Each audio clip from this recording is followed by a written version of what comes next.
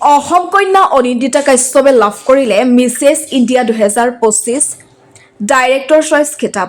জয়পুৰত যোৱা 21 ডিচেম্বৰত অনুষ্ঠিত UMB সৌন্দৰ্য প্ৰতিযোগিতাত অসম কন্যা তথা মিৰ্জাৰ বোৱাৰী অনিন্দিতা কাশ্যপে মিছেছ ইণ্ডিয়া 2025 ডাইৰেক্টৰ চইচ বঁটা অৰ্জন কৰি ৰাষ্ট্ৰীয় পৰ্যায়ত অসমৰ নাম উজ্জ্বল কৰে। এই সাফল্যই দক্ষিণ কামৰূপ জিলালৈ গৌৰৱ কঢ়িয়াই আনিছে। মিৰ্জাৰ বাসিন্দা তথা পেছাত চাকৰিয়াল অনিন্দিতা কাশ্যপে দেশৰ মুঠ 111গৰাকী প্ৰতিযোগীৰ মাজৰ পৰা এই বিশেষ সন্মান লাভ কৰে। ভৱিষ্যতে তেওঁ আন্তঃৰাষ্ট্ৰীয় পৰ্যায়ৰ বাবে প্ৰস্তুতি চলোৱাৰ লগতে অসমৰ যুৱতী আৰু মহিলাসকলক সৌন্দৰ্য প্ৰতিযোগিতাৰ ক্ষেত্ৰত মাৰ্গদৰ্শন কৰাৰ ইচ্ছা প্ৰকাশ কৰে।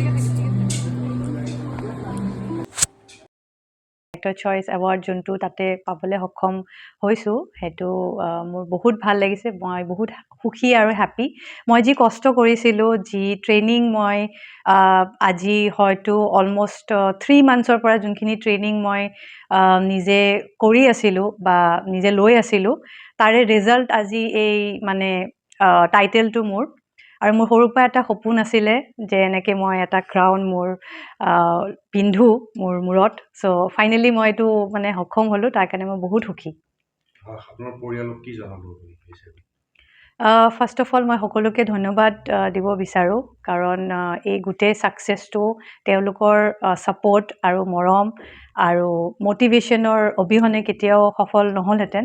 চ' তেওঁলোকে মোক বহুত সহায় কৰিছে। মোৰ স্বামী, মোৰ ইনলজ, মোৰ ফেমিলি, মোৰ মা, মোৰ দাদা, মোৰ মামা, মামী, সকলোৱে মোক বহুত মটিভেট কৰে। মোক সদায় কয় যে তোমাৰ যি ইচ্ছা তুমি কৰা, আমি আছোঁ সদায়।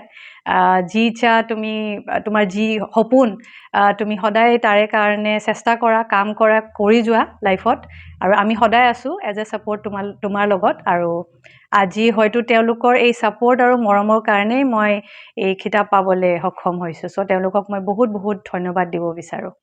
বহুতো ছোৱালীৰে সপোন সৌন্দৰ্য প্ৰতিযোগিতাত যোৱাৰ কাৰণে কি ক'ব এই ক্ষেত্ৰত? আপুনি কেনেকুৱা ধৰণৰ বাৰ্তা দিব? কেনেকৈ যাব পাৰি এইটো প্লেটফৰ্মত? হয়, চ' সৌন্দৰ্য প্ৰতিযোগিতাটো এটা একচুৱেলি মই ভাবোঁ যে এটা স্পৰ্টছ হয়।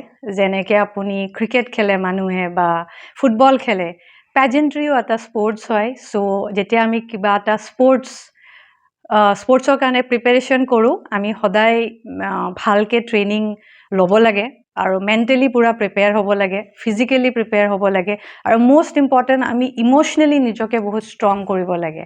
কাৰণ যেতিয়া আমি এটা প্ৰতিযোগিতাত যাওঁ, তাতে বহুত আমাৰ বেলেগ কণ্টেষ্টেণ্টো থাকে, আৰু হয়তো আমাতকৈ বেছি ভাল কণ্টেষ্টেণ্টো তাতে আহি যাব পাৰে, যোন আমাতকৈ বেছি ট্ৰেইনড, বেছি ধুনীয়া, আৰু সেইটো এটা বহুত মানে ইণ্টিমিডেটিং হয়।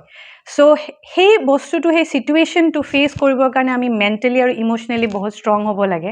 চ' মই ভাবোঁ যে যদি কোনোবাই ভাবিছে যে এনেকুৱা এটা প্লেটফৰ্মত যাব মানে ড্ৰিম হয় বা যাব বিচাৰে, তেওঁলোকে প্ৰথমতে মেণ্টেলি এণ্ড ইম'চনেলি নিজকে বহুত ষ্ট্ৰং কৰিব লাগে।